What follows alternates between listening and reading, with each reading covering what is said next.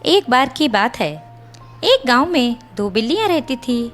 वो दोनों बहुत ही अच्छी दोस्त थी और तो और आपस में बहुत प्यार से रहती थी। वे दोनों को जो कुछ भी मिलता था उसे आपस में मिल बांट कर खाया करती थी। एक दिन एक बिल्ली को कहीं से रोटी मिल गई और जैसे ही उसे खाने लगी तो दूसरी बिल्ली ने कहा, अरे ये क्या, तुम अकेली ही रोटी खाने लगी? मुझे भूल गई क्या? मैं तुम्हारी दोस्त हूँ और हम जो कुछ भी खाते हैं वो मिल बांट कर खाते हैं। आज तुम अकेली खाओगी? पहली बिल्ली ने सारी बातें सुनकर रोटी के दो टुकड़े किए और दूसरी बिल्ली को एक टुकड़ा दे दिया। ये देखकर दूसरी बिल्ली फिर से बोली, ये क्या, तुमने मुझे छोटा टुकड़ा दे दिया, ये तो गलत बात है।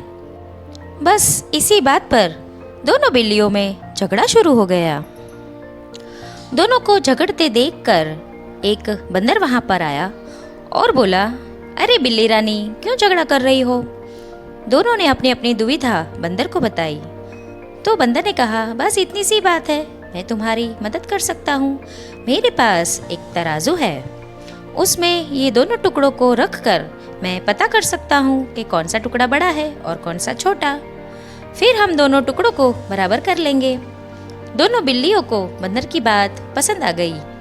बंदर झट से पेड़ पर चढ़ा और वहां से तराजू ले आया। उसने दोनों टुकड़ों को एक एक पलड़े में रखा।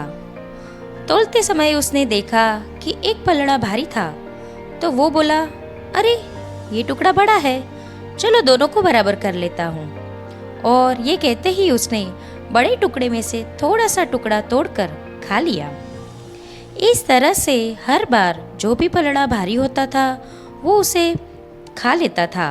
दोनों बिल्लियां पहले तो देखते ही रही, लेकिन अब घबरा गई।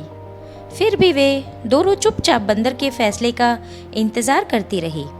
लेकिन जब दोनों ने देखा कि दोनों टुकड़े बहुत ही छोटे रह गए हैं, तो वो बंदर से बोली, आप चिंता मत करो, अब हम लोग अपने आप रोटी का बंटवारा कर लेंगी। इस बात पर बंदर बोला, जैसा आप दोनों को ठीक लगे, मैं तो आप दोनों की मदद कर रहा था, अब मुझे भी अपनी मेहनत का कुछ तो इनाम मिलना चाहिए। इतना कहकर बंदर ने रोटी के बचे हुए दोनों टुकड़ों को भी अपने मुंह में डाल लिया और वहां से चला गया। बेचारी बिल्लियों को वहां से खाली हाथ ही लौटना पड़ा।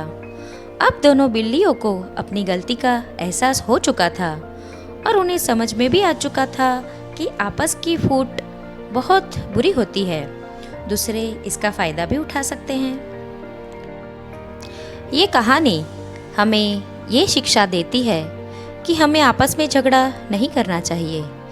आपस के झगड़ों से कोई बाहर के व्यक्ति फायदा उठा सकता है।